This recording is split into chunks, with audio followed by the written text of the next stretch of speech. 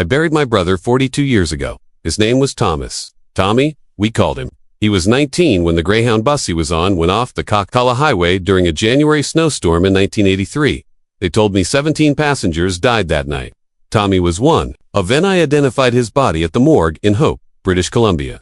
I was 23 years old, and I had to tell our mother that her youngest son was gone. Last Tuesday, my phone rang at 2 o'clock in the morning. The caller ID showed a number I didn't recognize, but the area code was 604, Vancouver. I almost didn't answer. At 65, you learn that nothing good comes from calls at that hour, but something made me reach for it. Maybe it was the same instinct that used to wake me when Tommy had nightmares as a kid. I answered. A voice said, "David, is this David?" I sat up in bed, my heart suddenly pounding against my ribs. The voice was uncertain, like someone who hadn't spoken in a very long time. But underneath that roughness, there was something that made my blood run cold. "Who is this?" I asked. There was breathing on the other end, heavy, labored. "It's me," the voice said. "It's Tommy." I dropped the phone. My hands were shaking so badly I could barely pick it up again. When I did, the line was still open. I could hear him breathing. "This isn't funny," I said, my voice cracking. "Whoever you are, this is sick. My brother died 42 years ago." "I know," the voice said. "I know how long it's been. I just figured out who I am. I found something. A newspaper clipping about the bus crash. And there's a picture of me, but the name under it says Thomas Carr. That's me, isn't it? I'm Thomas Carr." I couldn't breathe. The room was spinning. "Where are you?" I managed to say. I don't really know. "A place called the Downtown East Side? Someone told me that's what it's called. I've been here a long time. I think I live in a shelter on East Hastings Street, but I don't remember how I got here. I don't remember anything before about 15 years ago. Just waking up in a hospital and they said I'd been found on the street and I didn't have any ID and I couldn't tell them my name. My mind was racing. This couldn't be real. This had to be some kind of scam. Someone who'd found Tommy's name somewhere and decided to torture me with it. "What do you remember?" I asked, testing him. "Nothing clear, just feelings. Sometimes I dream about snow, about being cold, about people screaming. And sometimes I dream about a house with a blue door. And someone used to make pancakes with blueberries. Every Sunday, I felt the tears start then, hot and sudden, because I remembered that house. I remembered that blue door. And I remembered Mom making those pancakes every Sunday morning without fail. And Tommy always ate twice as many as anyone else. "What do you look like?" I asked, my voice barely a whisper. "Old," he said. And there was something like sadness in his voice. "Really old." My face is, I don't know how to describe it. Weathered, I guess. I've lived rough for a long time, but I found this picture in the newspaper from the accident. And even though it's 42 years old, I can see it. I can see myself in that face. We have the same eyes. Tommy had a scar, I said, on his left forearm from when he fell off his bike when he was 7, 12 stitches. There was a long pause. "Then I have a scar on my left forearm. It's old, really old. I never knew where it came from." I was crying now. Really crying in a way I hadn't cried since the day we buried him. "Give me your address," I said. "I'm coming to get you." "I don't think you should," he said quietly. I don't think. I'm the person you remember. I don't remember being him. I'm just someone who's been living on the streets for longer than I can recall. I probably smell bad. I probably look scary. I just wanted to call because I thought someone has told no that maybe I didn't die in that crash. That maybe there was a mistake. "Tell me where you are," I said firmly. "Right now." He gave me the address of his shelter on East Hastings. I wrote it down with shaking hands. It was a 7-hour drive from Kelowna to Vancouver. Longer if the roads were bad. I looked at the clock. 2:15 in the morning. "Stay there," I said. "Don't go anywhere. I'm leaving right now. I'll be there by noon, at the latest. Do you understand? Don't leave." "Okay," he said softly. "Okay, David, I'll wait." The line went dead. I sat there in the darkness of my bedroom for maybe 30 seconds, trying to process what had just happened. Then I was moving, pulling on clothes, grabbing my wallet and keys. My wife Sarah stirred in bed. "David, what's wrong?" "I have to go to Vancouver," I said, and my voice sounded strange, disconnected. Now at 2 o'clock in the morning. "David, what's happened?" I looked at her. This woman I'd been married to for 38 years, and I didn't know how to say it. "How do you tell someone that the brother you buried 4 decades ago just called you on the phone?" "I'll explain later," I said. "I have to go. I'm sorry." I was out the door before she could ask any more questions. The drive to Vancouver was the longest 7 hours of my life. I kept the radio off because I couldn't stand the noise. My mind was spinning with possibilities, with impossibilities. Part of me was convinced this was a cruel hoax. that I'd get there and find some con artists who'd somehow learn details about Tommy's life. But another part of me, the part that had never fully accepted that my little brother was gone, was screaming that it was real. I thought about that day in the morgue. I was 23 years old, barely more than a kid myself, and they'd pulled back the sheet to show me a face that was battered and swollen from the crash. The body had been in the cold for 12 hours before they recovered it from the wreckage. There was a gash across the forehead, bruising everywhere. But I'd looked at the shape of the face, the color of the hair, the build of the body, and I'd said, yes, that's my brother. That's Thomas Carr. What if I'd been wrong? What if in my shock and grief, I had identified the wrong body? The possibility made me feel sick, because if that was true, then Tommy had been alive all this time. Alive and suffering? Alone? Not knowing who he was? While I'd moved on with my life, while I'd married Sarah, had kids, built a career, celebrated birthdays and Christmases and anniversaries. While Mon had died 10 years ago, still grieving for her youngest son, I pressed harder on the accelerator. I reached Vancouver at 11:30 in the morning. The downtown east side was exactly as bad as I'd heard, maybe worse. Boarded up buildings, people slumped in doorways, needles on the sidewalk. This was where my brother had been living. I found the shelter on East Hastings. It was a low, gray building that looked like it had been there forever. The front door was unlocked. Inside, it smelled like industrial cleaner, trying and failing to mask the scent of too many unwashed bodies in too small a space. A woman sat behind a desk near the entrance. She looked up as I came in. "Can I help you?" "I'm looking for someone," I said. "His name is," he might not remember his name, but he called me this morning. He said he's been staying here. He would have asked to use a phone around 2 a.m. She studied me for a moment, then nodded slowly. "Tommy." "Yeah, I remember." He was spready, worked up. Asked if he could use the phone. Said it was an emergency. Sweet guy. Tommy, been coming here, on and off for about 8 years. Keeps to himself mostly. "Is he here now?" "Check the common room. Through there," she pointed to a door on the left. I walked toward it, my heart hammering so hard I thought I might pass out. The common room was a large space with mismatched chairs and tables, a television playing quietly in one corner. There were maybe a dozen people scattered around. Most of them looked up as I entered, their eyes wary. And then I saw him. He was sitting alone at a table near the window, his back to me. I could see gray hair, longer than it should be, pulled back in a ponytail. He wore a flannel shirt that had seen better days, and his shoulders were hunched like he was trying to make himself smaller. I walked toward him slowly. My legs felt like they didn't quite work right. "Tommy," I said. He turned around. The face that looked at me was nothing like the face I remembered. This man was weathered and worn, with deep lines around his eyes, and mouth. His skin was the kind of brown that comes from years of living outside. There was a scar across his left cheek that hadn't been there before. He looked at least 70, not 61. But the eyes, God, the eyes were the same, brown with flecks of gold, exactly like our father's eyes, exactly like Tommy's eyes. "David," he said, and his voice cracked. I couldn't speak. I just stared at him. This man who might be my brother, this ghost from 42 years ago. He stood up, slowly, like his joints hurt. He was thinner than Tommy had been, and shorter somehow, though that might just have been the way he held himself. But when he looked at me, there was something in his expression that made my breath catch. "You came," he said. "I wasn't sure you would." "Show me your arm," I said. My voice came out harsh, demanding. "The left one."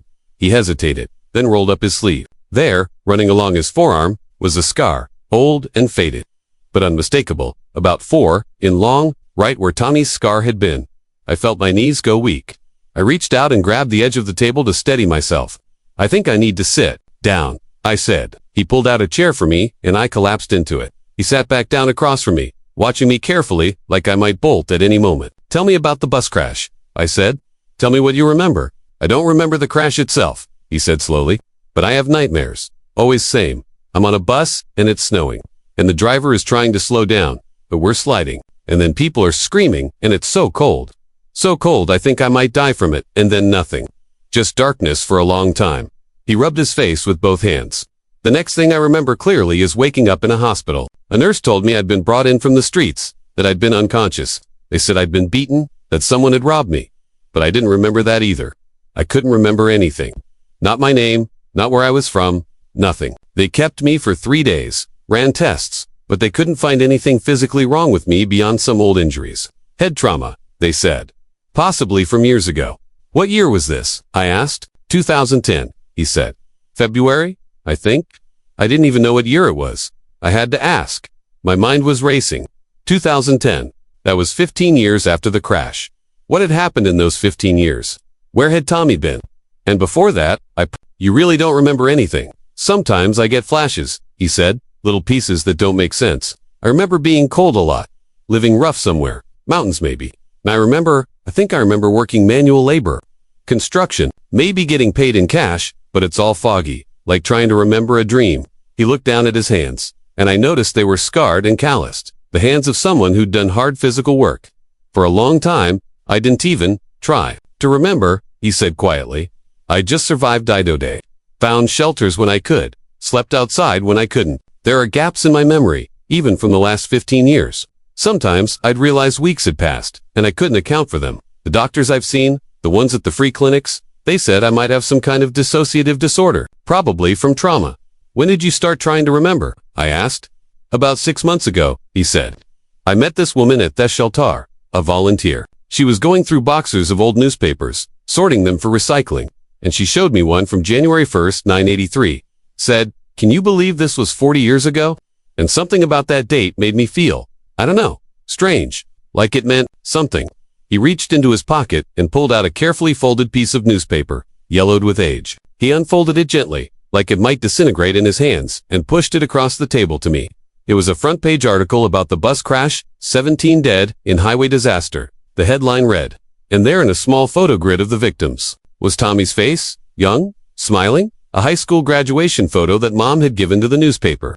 I looked at that picture for a long time, he said, and something clicked. I knew that face, not from a mirror, I don't look like that anymore, but from somewhere deep inside, and the name underneath, Thomas Carr.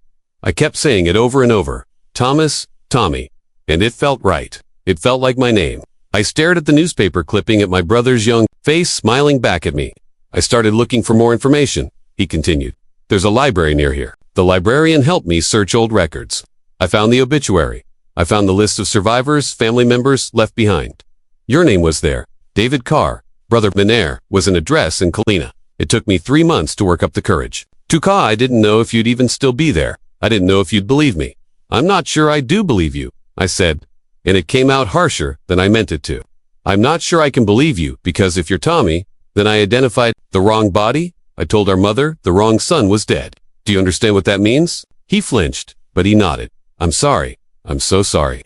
I know I can't imagine what this is like for you. Mom's dead, I said, and I heard my voice break. She died 10 years ago. She spent 32 years thinking you were gone. She never got over it, and if you're really Tommy, then she died not knowing you were alive. The tears were streaming down my face now, and I didn't care who saw the man across from me. Tommy? Maybe Tommy was crying, too? Silent tears running down his weathered face. I'm sorry, he whispered. I'm so sorry.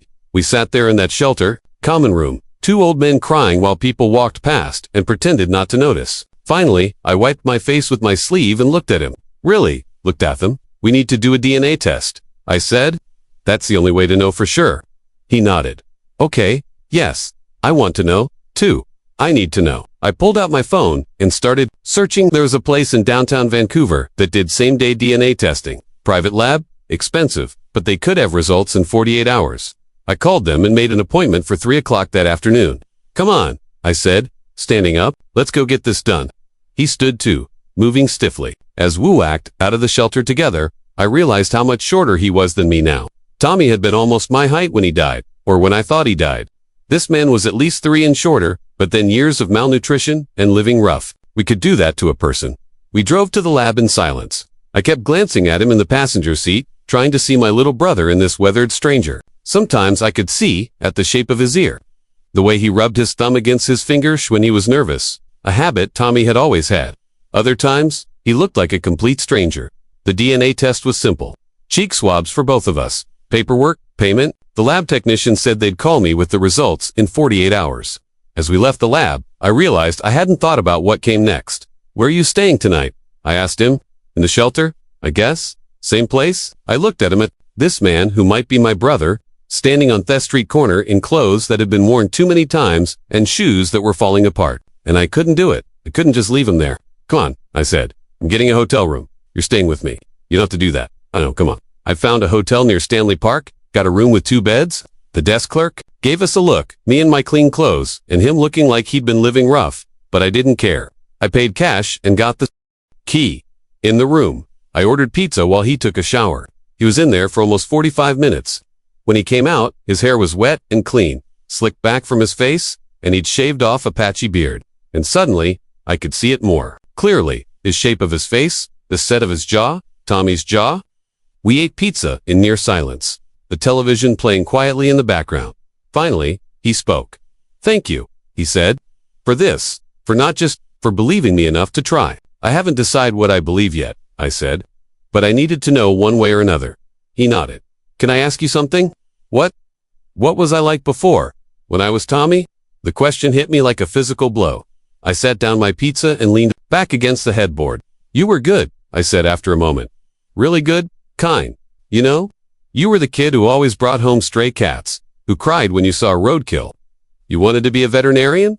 You were going to college in Vancouver that year in September. You were so excited about it. I could see tears forming in his eyes again. You were funny," I continued, "always making Mom laugh, even when she was having a bad day. And you were brave. When Dad left when you were 12, you told me we'd be okay. You said we'd take care of Mom together. And we did. I wish I could remember." He whispered, "I wish I could remember being that person." "Maybe you will," I said. "Maybe when you know for sure who you are, it'll come back." But I wasn't sure I believed that. That night, I lay awake in the hotel, listening to him breathe in the bed next to mine. Steady, deep breaths. The breathing of someone who'd finally found a safe place to sleep. I thought about calling Sarah, but I didn't know what to say. How do you explain this on the phone? So, I sent her a text instead. "I'm okay, I'll explain everything when I get home. I love you," she wrote back immediately. "I love you, too. Be safe." The next day we didn't talk much. We got breakfast at a diner. I watched him eat like he hadn't had a real meal in Mons, which he probably hadn't. And then we walked around Stanley Park. It seemed important somehow to not just sit in the hotel room waiting for the phone to ring. As we walked, he told me more about his life on the streets, the shelters he'd stayed in, the people he'd met, the winters that almost killed him. He told me about finding small jobs here and there, day labor that paid cash, about the times he'd been robbed, beaten, thrown in jail for loitering, about the constant fog in his mind, the feeling of being lost in his own life. "I always felt like I was waiting for something," he said as we stood looking out at the water, "like there was something I was supposed to do, somewhere I was supposed to be, but I could never remember what it was." The phone rang at 2:30 on Thursday afternoon. We were back in the hotel room. I'd checked out planning to start the drive home, but I'd delayed leaving until we got the call. I answered on the second ring. "Hello, Mr. Carr. This is Sarah Chun from the Vancouver DNA lab. I'm calling with your results." My hand was shaking so badly, I almost dropped the phone. The man sitting on the bed across from me, Tommy. Maybe Tommy was watching me with wide eyes. "Yes," I said. "Yes, this is David Carr. The results of your DNA comparison tests are conclusive. The probability of siblingship between you and the second party is 99.927%. In other words, Mr. Carr, you are biological brothers." The room I sat down hard on the bed. "You're certain?" I asked, though I knew it was a stupid question. "Yes, sir. These results are definitive. Would you like me to email you the full report?" "Yes, please." I gave her my email address, thanked her, and hung up. I looked across at my brother who I'd buried 42 years ago. My brother who'd been alive this whole time. "It's you," I said. "You really, Tommy?" He let out a sound that was half laugh, half sob. "I'm Tommy," he repeated like he was trying to believe it himself. "I'm Thomas Carr." And then we were both crying again. And this time I crossed the space between us and pulled him into a hug. He felt so thin, so fragile in my arms. But he was real. He was alive. We held on to each other for a long time. Finally, I pulled back. "We need to figure out what happened," I said. "How you survived the crash. Where you've been all this time?" "I know someone who might be able to help," Tommy said. "There's a doctor at the free clinic who's been helping me. Dr. Patricia Walsh. She specializes in trauma cases. She might have some answers." We went to see Dr. Walsh that afternoon. She was a woman in her 50s with kind eyes and the patient manner of someone who'd heard every story there was to hear. I explained everything. The crash, the identification, the phone call, the DNA test. She listened without interrupting, taking notes. "I'd like to examine you, if that's all right, Tommy," she said when I finished. He nodded. She had him lie on the examination table and she conducted a thorough physical exam. She paid particular attention to old scars and healed fractures. She used a small light to check his eyes, tested his reflexes, felt along his skull. You have extensive evidence of old trauma, she said when she was done. Multiple healed fractures, ribs, left arm, right ankle, significant scarring on your torso and back, and there's a depression in your skull. Here, or she touched the back of his head gently, consistent with a severe impact injury from the bus crash? I asked possibly. But here's what I think happened, based on what you've told me and what I'm seeing. She pulled up a chair and sat down, her expression serious. I think Tommy did survive the initial crash, but he was badly injured. Head trauma, possibly unconscious in the chaos and the snow, in the darkness.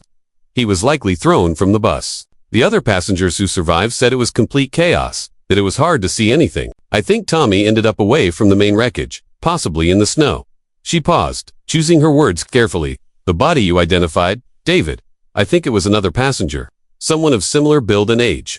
In the state the bodies were in, after the crash, after being in the cold with the facial trauma, it would have been easy to make a mistake, especially for someone who was grieving and in shock. I felt sick. She was right. I knew she was right. So, what happened to Tommy? I asked. I think he was found by someone. Maybe a trucker passing by. Maybe someone from one of the small towns along that highway.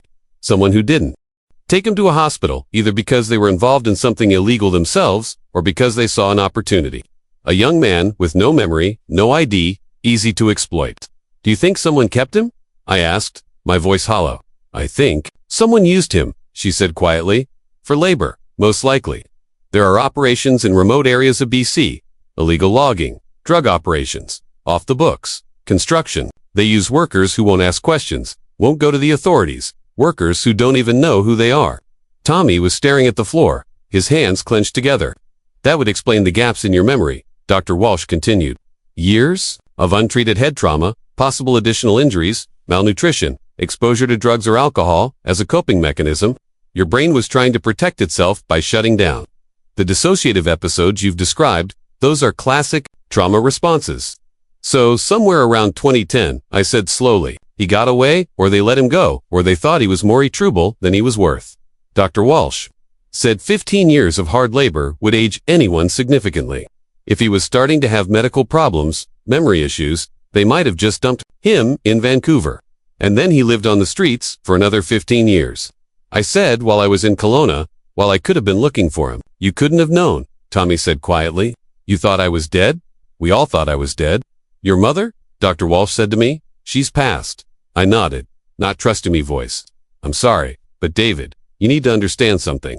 The man sitting here, he's your brother, genetically, but he's not the same person he was at 19. He's lived a life you can't even imagine. He's survived things that would have killed most people. He's Tommy, but he's also someone new. Someone who's been forged by 42 years of trauma and survival. I looked at my brother, really looked at him, at the gray in his hair, and the lines on his face, and the weariness in his eyes. She was right. This wasn't the boy I'd said goodbye to in 1983. This was a survivor. What do we do now? I asked. That's up to you, Dr. Walsh said, but I'd recommend some intensive therapy for Tommy. Processing this kind of trauma, rebuilding identity. It's a long journey, and you both might benefit from family therapy as well, learning how to be brothers again. After all this time, we left the clinic in silence. It was getting dark, and the streets of the downtown east side were coming alive with their nighttime population. Come home with me, I said as we stood on the sidewalk. Come to Kelowna. Stay with Sarah and me. We have a spare room. We can figure this out together. He looked at me and I could see the fear in his eyes. I don't know how to be someone's brother, he said. I don't know how to be part of a family. I've been alone for so long. So, we'll learn, I said. Both of us. We'll figure it out. He was quiet for a long moment. Then he nodded slowly. Okay, he said. Okay, David. I'll try. We drove back to Kelowna the next morning. The 7-hour drive felt different this time.